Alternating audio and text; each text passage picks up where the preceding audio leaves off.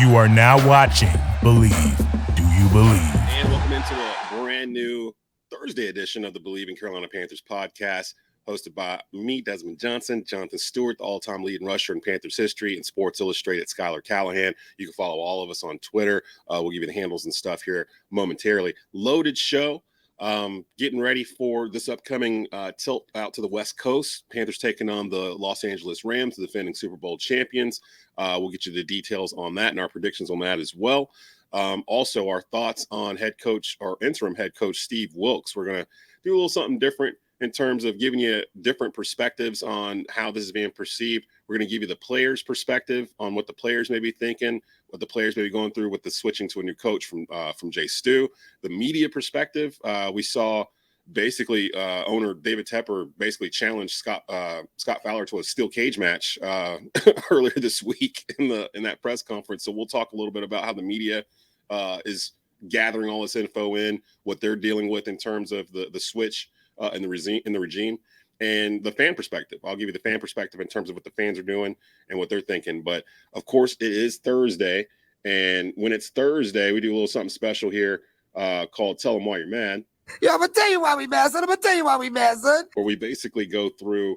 It's got to be football related, but it doesn't have to be Panther related. Anything you saw this week that got you kind of hot and bothered, we always start off our Thursday shows with that. So welcome to everybody that's watching on YouTube, that's listening on the different podcast platforms that we have the show available on. The show's grown considerably over the past couple of weeks. I want to thank everybody that's found us and continues to share what we're doing for the Believe Podcast Network. Before we get into the nitty gritty of everything, real quick word from our sponsors at Bet Online. Bet Online is the fastest and the easiest way to wager on all of your favorite sports, contests, and events with first to market odds and lines. Find reviews and news for every league, including Major League Baseball, NFL, NBA, NHL, combat sports, esports, and even golf. BetOnline continues to be the top online resource for all your sports information, for live in-game betting to props and futures. Head to BetOnline today and use your mobile device to join today and make your first sports bet. Use the promo code BELIEVE, BLEAV, to receive your welcome bonus on your first deposit. BetOnline, where the game starts. And where we start today is where we start every Thursday. It's Tell Them Why You're Mad Thursday. Yeah, I'm gonna tell you why we mad, son. And I had to pick through a couple guys in terms of what I wanted, but I landed on one, and social media forced me to land on this. I'm going to go last, so I'm going to let you guys go first. Stu, why you mad this week, man? Something had to have happened in the football world. I don't think Denver played on Thursday, or they haven't played this week yet, so you can't pick Denver. But other than that, why are you mad? Yeah, I'm gonna tell you why we mad, son.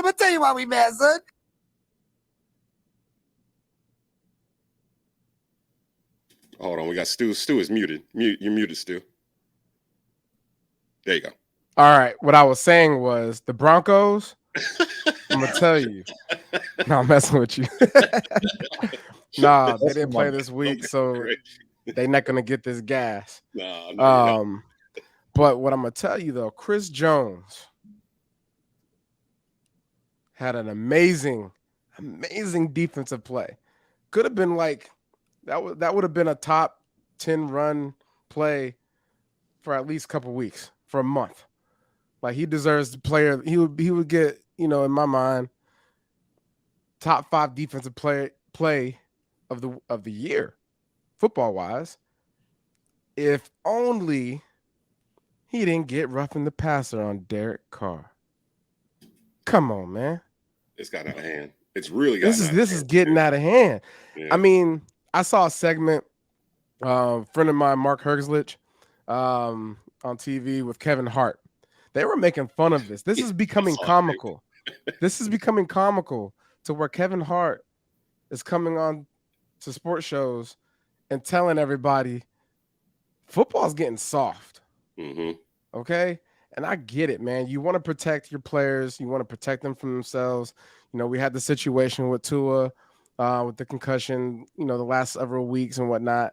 So your awareness as a referee and all those things coming from the NFL are heightened. I understand. But listen, a football tackle is a football tackle. A sack is a sack. A stripped fumble recovery sack is an amazing play. That's what happened. Like, there's no reason why that should have been called roughing the passer. And I was extremely disappointed. I was so mad that I actually got up out of my seat and went to go to the kitchen and started stress eating because it stressed me out. So You don't shame even root on for the Raiders. I don't, but it's just bad football like that. Like, come on, man. Like, there needs to be some type of committee that says, nah, I understand, but doesn't it be reviewable? Like this needs to be reviewed. This needs to be reviewed. Right now, right? Nah, this needs to be reviewed. And this was a great play. Congratulations. I thought it was just Tom Chiefs Brady, ball. I thought it was just Tom Brady getting concessions, but when you give it to Derek Carr too, Man, like within listen. 6 days, like something. And I'll tell you one thing too. Like, where was this at when Cam was getting his head knocked off when I was playing? Don't even get me started. Yeah, we can stop. We can really go down the road there. People don't want to go down.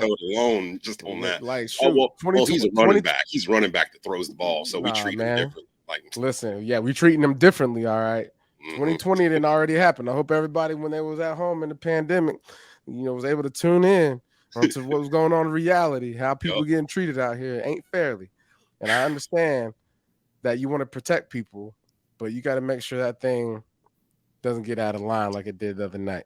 It's crazy too, because Josh Allen plays the same way as Cam Newton. He gets the same respect in terms of the roughing the passer calls. I think I saw a graphic where he's like number 2 or something total in the past, like 5 or 6 years in roughing the passer calls. I think Tom Brady's number 1, like with a bullet, but like right below him is like Josh Allen. And I was just like, how? How is he number 2? He's out there running, like he's literally the Bills running back, it feels like. And he's got all these roughing the passer calls. So that's a good one. Schuyler, it's been a minute. You missed our celebration episode on Monday. We knew when we taped on Monday that early. We never taped that early. And I mentioned it at the very start. I was like, watch, this is going to be the week. It's going to go down this week. As soon as we do this and we go part our ways, that's when they're going to make their move. And that's exactly what happened about 30 minutes after we were done recording. I was on the highway. Stu was off doing something. Schuyler had a busy Monday. I think you said you were going to Krispy Kreme or something. Like, I was going to Krispy Kreme to get a hot chocolate, and then all of a sudden I look down at my phone and I'm like, oh my gosh. The second time in a row that's happened. So wait, you went to Krispy Kreme's to get a hot chocolate? Yes. Hey, don't sleep on their coffee hot cocoa game. Like, they're Krispy Kreme. Yeah. Yeah. Is it like Krispy Kreme-ish chocolate or something? Or? Krispy Kreme-ish. Actually, it would have been my first one. Because I've never had it before. My fiance actually suggested it. She's like, you need to get a Krispy Kreme, get a hot chocolate. I'm like, all right. So I obviously start to go. Matt gets fired. And I'm like, crap. So I pulled off the side of the road. I'm sitting on the interstate heading to Charlotte. And people just whizzing by me. And, yeah, it was I was glad I already had the article wrote. So he knew. Dang, boy, you was ready? Wow. Hey, lesson learned, kids. Stay ready so you don't have to get ready. That's right. You want to know how ready I was? I told Desmond this. I actually may have sent it in the group chat with you guys. I had that article ready at 2:30 on game day.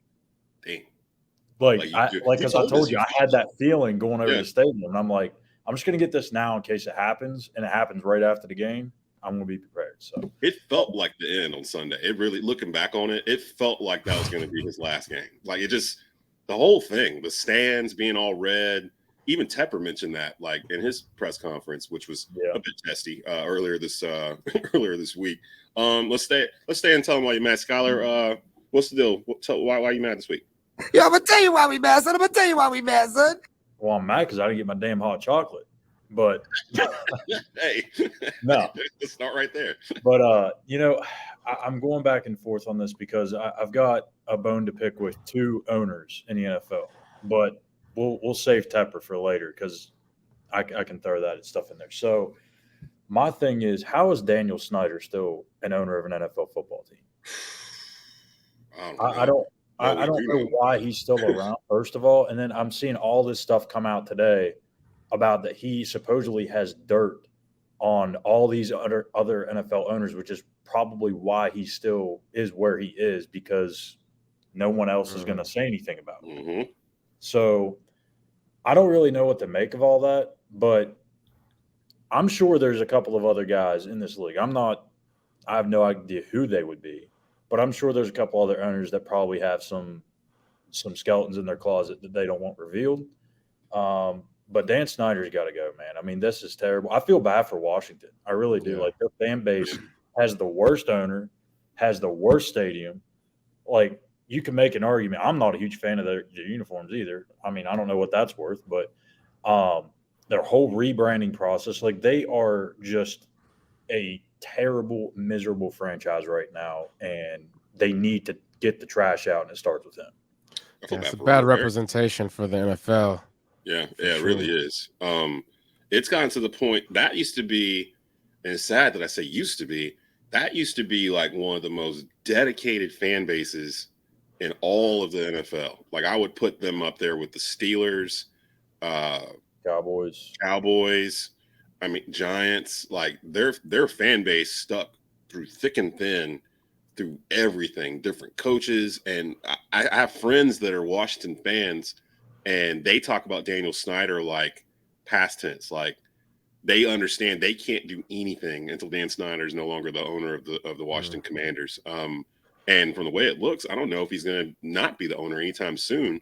I'm curious about this whole I got dirt on people thing. Like, why even bring this up? Like, today, like, I woke up to it too. I'm like, what in the world? Like, did somebody threaten you, Dan Snyder? And you're That's like, what it feels like, right? I mean, Or that man was being he had a dream or something, woke up from a dream. Before y'all decide to kick me out of here, just understand I got some stuff on all of you. So just if I'm leaving, the whole house is coming with me. So yeah, I it's kind of interesting to think about that. A guy in his position, with all the resources he has and all the opportunities that he can really present himself, why bring down a whole organization? Seriously, because of pride. Yeah, you're a billionaire. Go find something else to do. Like, yeah, man, this is nuts. They can't even get a stadium built out there. Like, they're sitting on FedEx money and still can't get something going. So I don't know. That's a pretty good one. For me, the reason why I'm mad this week. Yeah, I'm gonna tell you why we mad, son. I am irritated at Carolina Panther fans, and I'm gonna be very specific here on why I'm irritated. Be careful now, Desmond. Oh, I'm gonna be careful. You're gonna know who they are. Why in the world are some of you in such a hurry to trade off Christian McCaffrey? Like, I don't understand this. Like, I've seen ever since Steve Wilks was named the interim head coach, the very first thing I see on Twitter is potential destination spots for Christian McCaffrey, or here's where such and such might inquire about DJ Moore. And it's like nonstop. It's just all these different news outlets that are online that just started putting out sources tell us that Christian McCaffrey has been blah, blah, blah, or the Bills have reached out for Christian McCaffrey. Let me explain something to y'all. For starters, Christian McCaffrey is on the first year of his extension. Like, it would cost the Panthers more money to get rid of him than it would to keep him. DJ Moore just signed an extension in the offseason. Same with him. Like, you're hustling backwards. Like, if you're talking about getting rid of McCaffrey, this isn't Madden. You know what I mean? Like, they're all in like franchise mode, and they're all like, well, we need to trade him while he's got value. We can get a couple first-round picks, a second-round pick for McCaffrey, and blah, blah, blah. I'm like, no, you can't.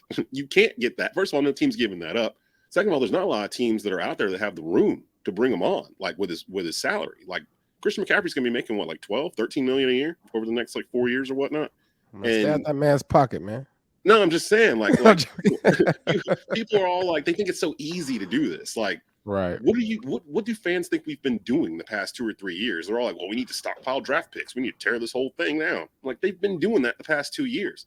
The talent is not the problem. Like, we look at the roster and we're like, they've actually done pretty good, filling in holes, fixing some areas of concern. The talent wasn't the problem. It was how the talent was being used. That was the problem. Like, Christian McCaffrey's not washed up. Christian McCaffrey's getting 8 carries a game. DJ Moore's not washed up. DJ Moore's getting targeted like 4 times a game. Like, I don't understand the logic of we need to trade them to get picks, but then these are the same people that are like, we need to get them the ball more. Like, if we're going to evaluate Steve Wilks properly, we can't take away all the talent and then be like at the end of the year, well, Steve, you didn't win any games.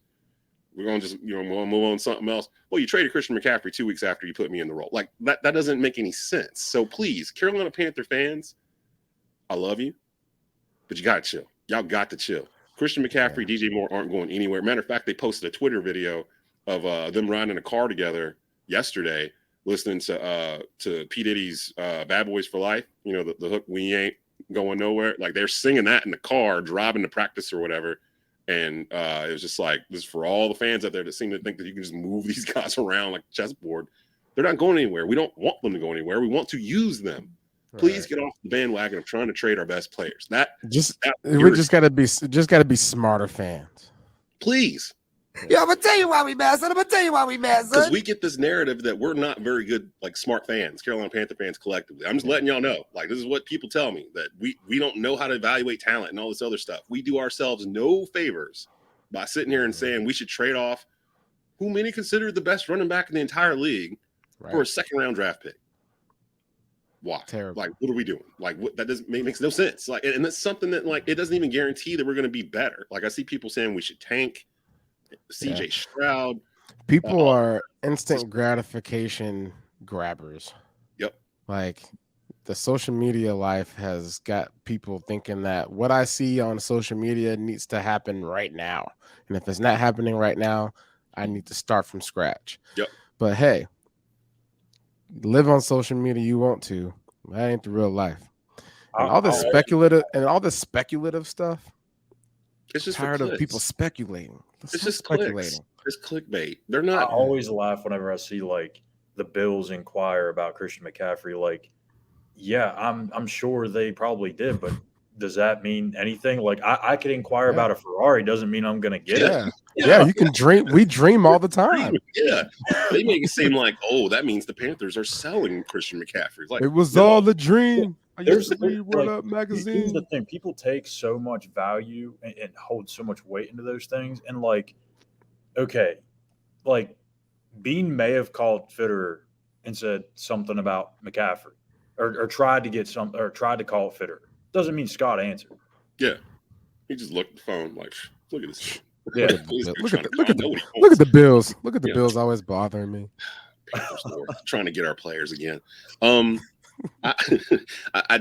don't know. I've seen it all week. It's starting to taper down a little bit now because people have come out and are like, well, that's inaccurate, or that didn't happen, or whatever the case may be. But yeah, Panther fans, y'all got to chill. Like, they wouldn't have let Rule go in week 5. They were planning on blowing this whole thing up. You don't look at it this way. Here's the best way I can describe it for Panther fans. Say you were building a house, a nice house. The foundation gets built, and then all of a sudden, through whatever reason, the builder just starts going weird and starts building, like, the windows with no glass in it or something. Like, just something weird just started happening. The house ain't right. So you fire the builder, right? You bring in a new builder to finish the house. That builder doesn't necessarily have to destroy the foundation. The foundation was fine. He just needs to get rid of the junk that's on top of the foundation and then build it the way you want it to be built. McCaffrey, Moore, Burns, those guys, that's the foundation. That's the foundation of our core group. We're not trying to break that up. None of those guys I mentioned are older than 30 years old. Like, they're all in their 20s. I think McCaffrey might be the oldest one. He's what, 26? 26 maybe. What are we doing? Like, you want to trade them off so we can maybe hit it again in the draft and hopefully find somebody that pans out? Like, none of that's guaranteed. So stop it. Like, just stop it. Let's see what we got. Let's see what Wilks does with the talent we have.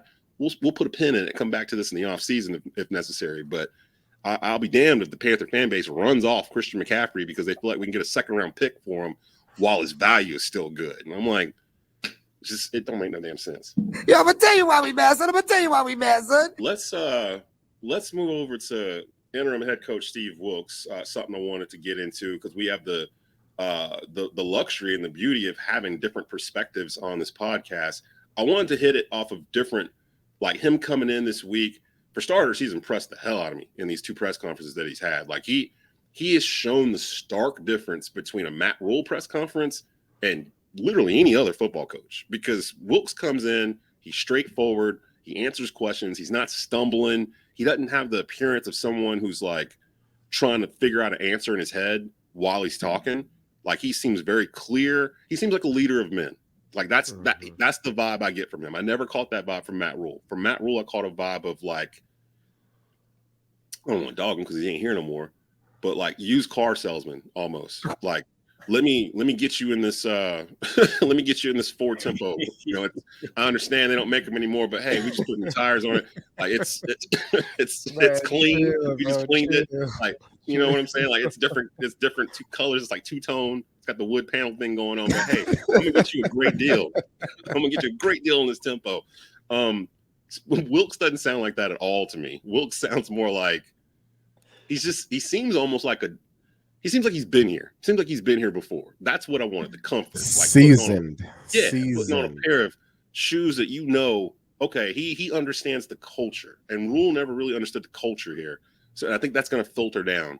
I don't know what's going to hold for the rest of the season, but I'm way more interested in the rest of the season now than I was a week ago. So I wanted to hit it from different perspectives. Stu, you being a former player, not just a former player, but a former Panther who has been on teams where Wilks was in the building. You mentioned before on the previous episode how he gives the best pregame speeches. I wanted to hear from the player perspective. What do you think they're going through? Have you ever had a situation where you had a coach get changed mid-season? No. So, so what do you think the players are thinking right now as they prepare for the Rams with Wilks taking command from the player perspective? I think if you're a guy on that team right now, especially a young guy, you see this as an opportunity to thrive, really. A change of regime, change in coaching mentality is an opportunity for you to make an impression, for whatever changes are to come. You want to be one of those guys that is seen as a guy that can make a difference. It's not really any different from an off-season coaching change. The only difference is right now for the Carolina Panthers and the guys is you still have an opportunity to save the season, and that could be the story. You can be a part of that story. And so I'm a young guy. I'm looking at that as a positive, a breath of fresh air, an opportunity to learn from a guy that is respected in the league from other guys that have played with him. And if you're an older guy, this gives me life. Legitimately gives me life. Like, hey, like my owner realizes that we have an opportunity here to make some strides, and he's not wasting any time. He's not wasting my time, and he's not wasting the fans' time. He's not wasting his own time.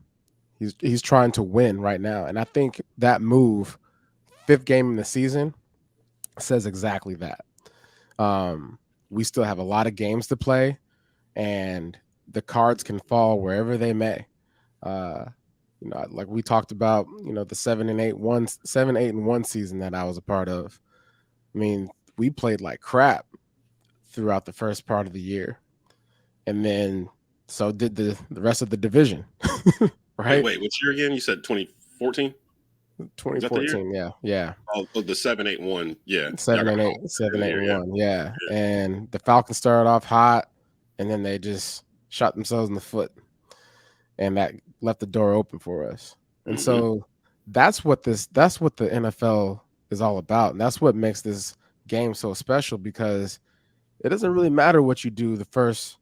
You can be lights out first 6 games of the year, but if you don't finish strong, which is what Wilks is coming from, he's coming from a coaching background where he was with Rivera, with the teams that, when November and December came along, we were winning games. And so, and I think, like, if you're an older guy, this is definitely a good sign that, hey, man, we just got to rally. We got to figure out what is our recipe, because obviously the recipe before wasn't working. So whatever recipe that Wilks is about to provide for us, we got to be the forefront. We got to be the guys that are going to take this on and bring the younger guys with us, so that way we can really be a part of something special here. Because change is coming, and change is good if you can adapt and receive it. And so I think that's what this is about. You know, I think Wilks obviously is a great messenger.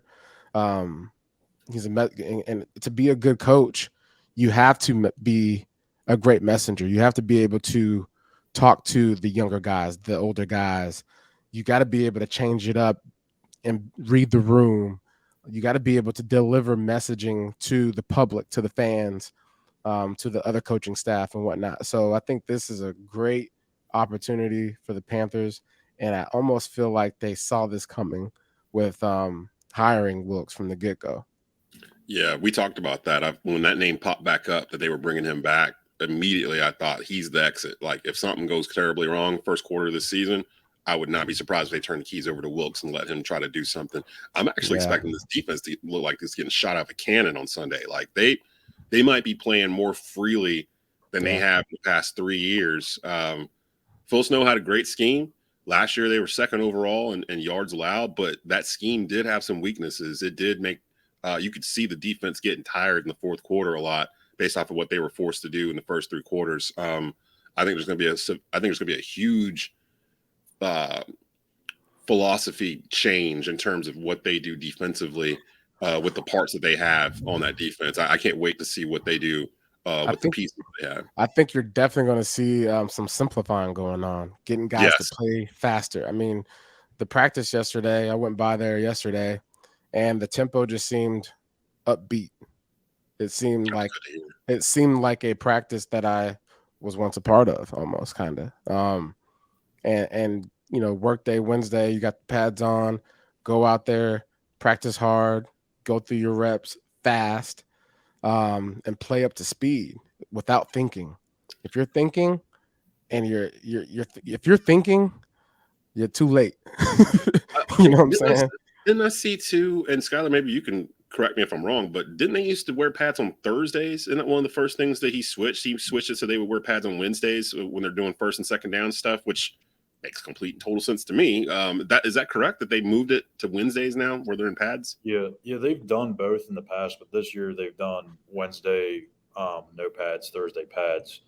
I think it's a good idea. I mean, obviously it doesn't give Christian McCaffrey a chance because that's his day off, but he doesn't. I'm gonna just go out there and tell you. I'm gonna just go out there and tell you as a running back. As a running back, you don't need those days. You're getting hit on Sunday more than anybody. You're getting hit. People are coming at you more than anybody, especially if they plan on giving him the ball the way they should be. I have no problem with McCaffrey on the sideline on Wednesday while they're out there popping each other. I think the biggest thing with that change is just the mindset, because not only this past week, but if you're coming off a loss and you didn't play well, maybe you weren't physical enough, you didn't set the tone up front, that's a way to wake you up real quick and put that last week behind you. That first practice, get in there and start hitting, and you can forget everything that just happened. It's a mental gauge, right? You come off of a loss, getting your butt whooped, you're sore, you're tired, you don't want to do anything. That's why we used to call it Workday Wednesday, right? Guys that had to come and be padded up and go out there and practice when you didn't want to. That's what really got you going. Yeah, you know what I'm saying? It's like, okay, now I got that day out of the way. Now I can go focus on the other intangible, like my gap fittings and where my hand should be and coming out of the break. And like, you can really start the mental focus on your actual craft. You get the physical out of the way and say, okay, I'm good. I know I'm good because I did it. I did that even when it was hard, because that would be the hardest day to do it. And so now you have Thursday, Friday to really just be like, okay, my confidence is good. I know what I'm doing. I'm checked in. Let's go play ball. Schuyler, continuing on with the theme here of different perspectives with interim head coach Steve Wilks, his first week taking over the Panthers football team. Give me the perspective from the media. You're in the media room with all these folks. Again, like I said, the main takeaway from David Tepper's press conference earlier in the week was him button heads with Scott Fowler right at the very end there. Honestly, I kind of agree with Tepper a little bit, because Fowler was asking him questions that were kind of like, not redundant, but just like, he's not going to tell somebody, okay, I figured this out at 9:45 in the evening on Sunday that I was going to do this. Like that felt like the questions that he was getting asked. But give me the perspective in the media of Steve Wilks, your interactions with him so far this week, what you're hearing other media people say in terms of him at the podium, because he's been at the podium now, his introductory press conference, and he was out there again after practice yesterday. So you've had a couple times with him. I don't think he spoke today. I think the coordinator spoke today. Right. Give us your perspective as a media personality for Sports Illustrated and dealing with other media personalities from around the area. What's the media perception of Steve Wilks right now? Yeah, I mean, I'll actually even go back real quick and just kind of know my experience with Matt Rule and then kind of compare it. So nice. I know everyone's had different experiences with Matt. Obviously, you're seeing different stuff out on Twitter. I can't speak to those because I don't know. I never had a bad interaction with Matt Rule. And as I put on, I don't know if I put it on Twitter or Facebook, whatever. I met Matt in 2019 when he was still the head coach at Baylor. I was out there for Big 12 Media Days. Same person then as he was during the time he was with the Carolina Panthers. And in terms of how he interacted with the media, I don't know how he interacts with the people that work with the Panthers media or the team or the cameras or anything like that. I don't know how he operates with those people. From my interactions with him, it's always been very genuine, down to earth, very classy. So I don't have a bad thing to say about Matt Rule. I think he's a great person, a great guy, good football coach, just out of his element. The thing that I see different with Matt and Steve, and as you kind of alluded to it, is just the been there, done that kind of feeling that you get from Steve. Like he's been there before. He understands how to handle certain questions. Matt, I think he was always a guy that was out of place, trying to always find a way to fit in. And I felt like he battled that constantly, not even just in the press conferences, but on the field too. Like I felt like the entire time he was in Carolina, he was always trying to fit in with the rest, and it never was working. It's like a square peg in a round hole. Mm-hmm. And when he goes back to college, which we all assume, I think you're going to see him be a perfect fit wherever he goes. He's going to find success again and yada, yada. So, but with Steve, I like him. I think, it's only been a couple of times that we've gotten to talk to him, but I think he goes about his business the right way. He's focused, he's locked in. And most importantly, and I don't think that Matt didn't do this, but I think he has the attention of the players, right? I think when he speaks, guys listen. And that's what you want from a leader, especially from your head coach. So I think Steve's going to do a great job. I really do. And I actually told one of the Spanish radio guys yesterday, Antonio, I said, I wouldn't be shocked if this team turns it around. And I'm not saying they make the playoffs. I'm not saying they go on a serious run and win 5-6 games in a row. But I think you're going to see just the overall culture and the attitude of this team change. And Steve Wilks is going to put himself in a position to get that interim tag removed and be the head coach full time. I'm rooting for that. Like I see these folks already trying to compile lists. That was another thing that I actually forgot that it was making me mad. Yeah, I'm gonna tell you why we mad, son. I'm gonna tell you why we mad, son. People trying to hire Sean Payton like today. Like they want Sean Payton. Yeah, man, they want Sean Payton in here like now. And I'm like, he's not available until 2024, first of all. And second of all, I don't think he would go someplace in the same division. Like if he was going to go anywhere, it's not going to be in the NFC South. It'll be Dallas or Philly. New Orleans would have to trade him, right? I think New Orleans would still own his rights. I think you would have to trade. I think they'd have to trade. I don't see that happening. He's in his 60s too. I'm like, I don't want Sean Payton. Like, I want Steve Wilks. I want Steve Wilks to succeed and actually be the coach here for a while. Like, I really, the fan perspective. I had the fan perspective in this whole thing. I think the fans miss. There was a good article that was written. I don't remember where I came across it. It was The Ringer. I came across it today. It popped up on my phone. I started reading it, and it was talking about how the 3 years that Matt Rule was here, he never really embraced Panther culture, the history. And David Tepper, one of the faults that he may have made in that press conference, besides the whole "I brought music to Charlotte" thing that everybody's beating into the ground, that's not what he meant. I mean, come on, guys. Like, literally, the past 3 days, I've been hearing people going, "Oh, David Tepper brought music to Charlotte," and blah, blah, blah. Like, they're just finding stuff. Tepper probably shouldn't have basically alluded to the fact that the Panthers never really had a culture here, because that's not true.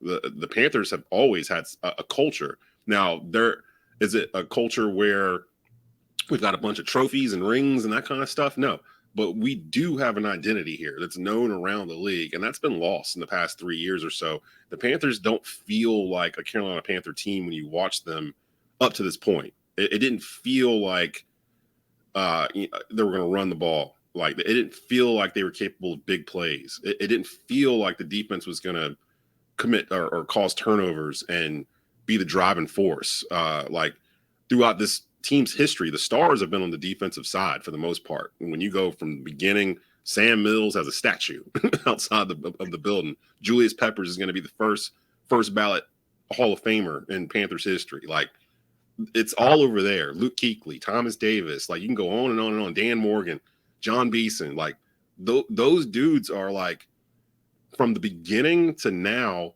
have been the foundation of that keep pounding core mantra. And then on the offensive side, you got guys like Stu, you got guys like D'Angelo Williams and Steve Smith, Cam Newton, Jake Delhomme, like guys that different iterations of the team, but the feeling was still there that, it might not be Jake Delhomme anymore. Cam Newton's taken over, but we're still the Carolina Panthers. This is what we're going to do. Like, you can try to stop it, but some years we're going to run right through you. Some years it's going to be a battle. I think the fans miss that aspect. We don't feel connected to the team because of what happened over the past 3 years. And I think with Steve Wilks, it made it feel familiar again to me as a fan. Like, listening to him, when I was sitting there listening to him, I'm just like, damn, he sounds like a Panther head coach. Like, he sounds like one. He's saying the right things. He's not ducking questions. He's giving clear answers. He looked like he belonged up there. And Matt Rule never really looked like he was comfortable up there. Like, it looked like he was fidgety, and like it gave the appearance that he was lying. And I've said this on this podcast before.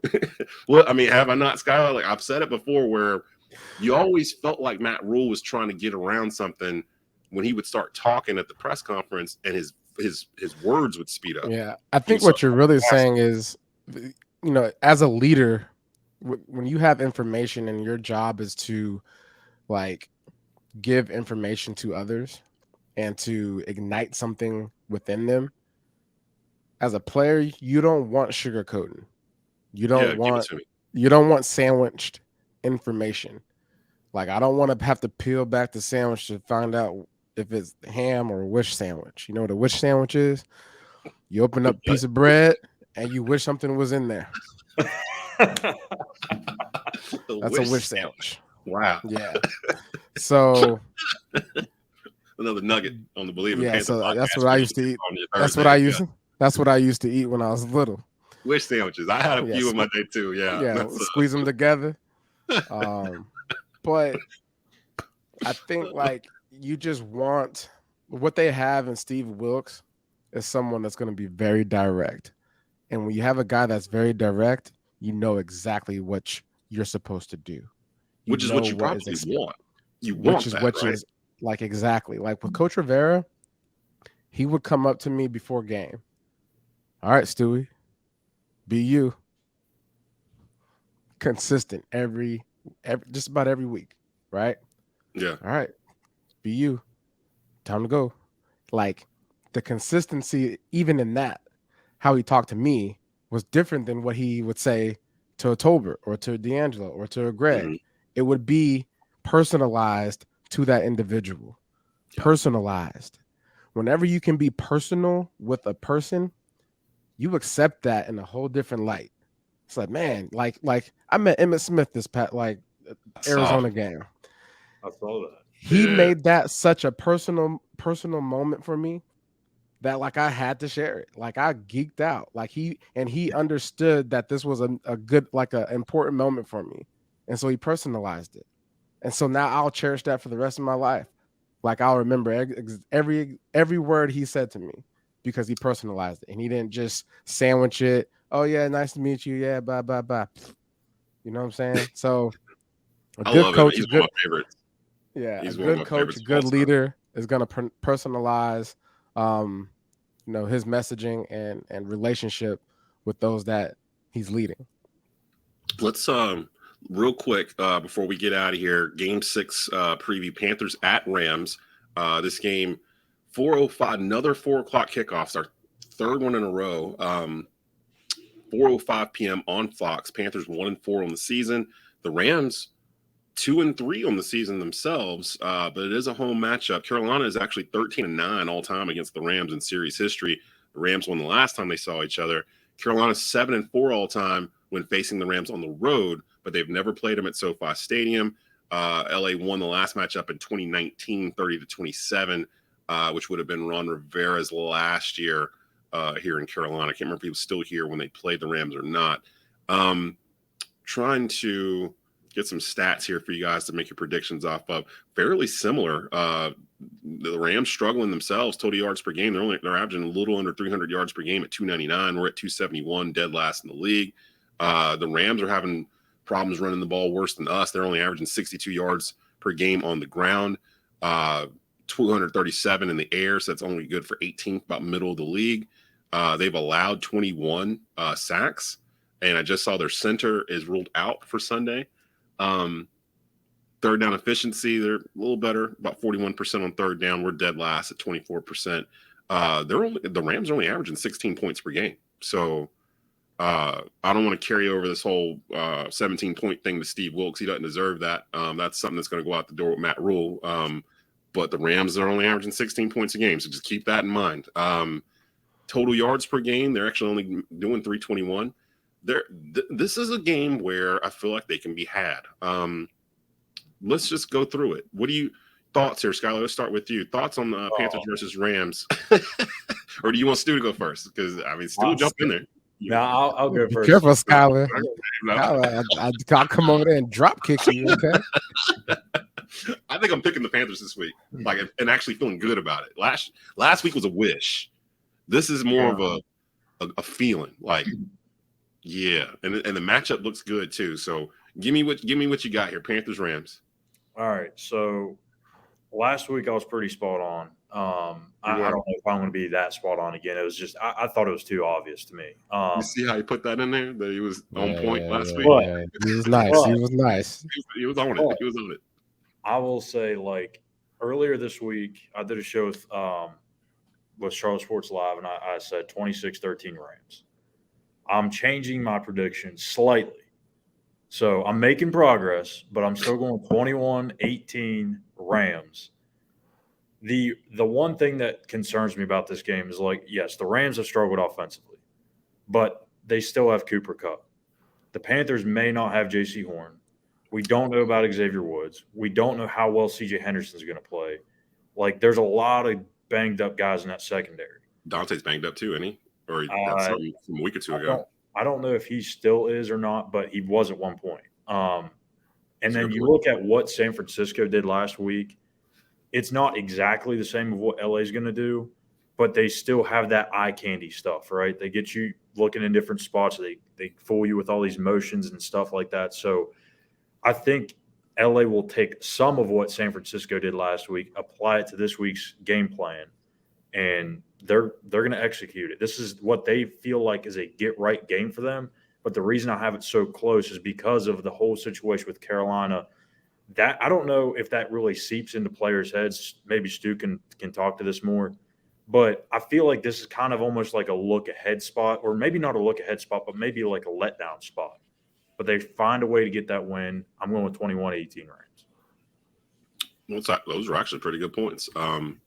Stu, what you got? Panthers Rams 4:05 on Fox Sunday. I didn't realize it before you give it. I was just sitting there poking around. We were talking about how they weren't really using McCaffrey as much as we thought they should. Even though the offense has been struggling, McCaffrey had his fourth straight game with over 100 scrimmage yards on Sunday. Yeah. He's one of only 4 players in the league that's had 4 games of 100-plus yards this season. Him and Nick Chubb. Yeah, him and Nick Chubb. In 4 consecutive weeks. So it hasn't been so much that he hasn't been used. He just hasn't been used in the way that I guess we're used to seeing him used. And maybe we think that, well, we know that he could be used a whole lot more. Stu, what you got, Panthers Rams? Schuyler. Whatever, dude. I'm gonna go I'm gonna just go out the gate and say the Panthers are gonna find some offense. Ooh, With And PJ, huh? PJ I'm gonna Walker say, to the rescue. like I like depending on I know at the end of the day, Baker has the high ankle. Not really sure where his recovery is with that. If he's still trying to play or whatnot. But I think on Monday I'm gonna have a peanut butter jelly sandwich for PJ. Ooh. Okay. Well played. Because I feel like this is an opportunity for him to shine. You have a new coach. You have an opportunity to go out there and start a game. This is nothing but the life of a chance of a lifetime for a guy like him. You get to go out there with a healthy Christian McCaffrey, DJ Moore, the offensive line that can protect. And I feel like Christian's going to have a huge game in these check downs, because I feel like PJ sees the check downs. I feel like he's going to utilize the check downs. And I hope the offensive coordinator and the scheme and all that sees it that way. I want to see some quick throws, because that's where he thrives, right? Get the ball out quick. If it's not there deep, check it down. Okay, just check it down. Be disciplined. Follow your rules, and just rely on the running game. Rely on it. I know that the Rams are stacked up front. I know what they are. We know who they are, but we have an offensive line that has been proving themselves to be, Icky played at an elite level this past week. Elite. Elite. I was gonna say, Okay? I just saw that too, that Ike Kwanu posted a PFF grade of 92.1 against the 49ers, with the highest by any tackle this season, just last week. So when you have guys on your team putting out scores or whatever grades of that nature, let that confidence settle in. You are that dog. And I hope and I know Steve Wilks is representing this team like that in those meeting rooms behind those doors, telling these guys, you are what we need. You can go out there and make these things happen. PJ, peanut butter jelly time. I got 28. I got 28. As you can see, number 28 special out here. Yeah. I'm going to go 28 to 21. No, 28 to 24. PB and J Walker. It's gonna be a high scoring affair at SoFi. I feel like that's one of these things. They're so evenly matched that I feel like it's got to be one of those things where you got to score some points. And for Panther fans, take note. I mean, we're serious. Like, the Panthers actually match up really well with the Rams. The Rams are the defending Super Bowl champions, so it's not like the Panthers are just like have bottomed out and Matt Rule got let go because there's no talent or anything else on the roster. It just wasn't working out. And people gotta understand, it's okay that he didn't work out as an NFL coach. Like I said before, Nick Saban didn't work out as an NFL coach. Look at him. Like, there's not a lot of Jimmy Johnsons running around out there that can just seamlessly move into the NFL world. In terms of this game, I do feel like it's going to be a return to the run game. I think they're going to lean on it heavy. I do agree that PJ is going to use that check down of McCaffrey that we've seen him take, a little 5-yard pass, 20 yards up the field or whatever. It boggles my mind why they weren't doing this before. But I do think he said something. I don't know if you were there or not, Schuyler, but PJ said something today I thought was, or it might have been yesterday, that I thought was really interesting. I don't know if he was supposed to say it, but he mentioned that, like, he made it sound like McAdoo lets his quarterback pick his plays. Like, he didn't say it in those words, but he kind of said it like, well, I'll get the plays that I want to run. He said it in a manner where it made it sound like he gets to pick out of the book what he's going to be running. It sounded like he was going to make his calls. He was going to get with Ben, pick his calls or something like that. Yeah. And I'm okay with that, because I want you to run the stuff that you're familiar with, that and stuff that you think is going to work. So I'm fine with that. And I'm actually okay with McAdoo giving the quarterbacks that freedom to come to him and be like, hey, I want to do this, I want to do that, instead of him just force feeding, this is what we're going to do first 20 plays. I think it's going to be close. I think this game gets decided at the very end.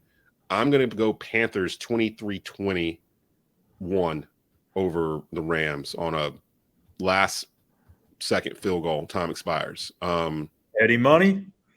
Yeah, I think Eddie so. I Guerra. don't even know where our kicker is right now. Like, is it Panera still? I Yeah. thought he got hurt. Yeah, he's still Panera. And Panera, he's been doing okay. So I think if PJ can just keep us in this game, and it's going to be a tale of the defense harassing Matt Stafford all day, keeping Aaron Donald out of the pocket, which is a task in itself.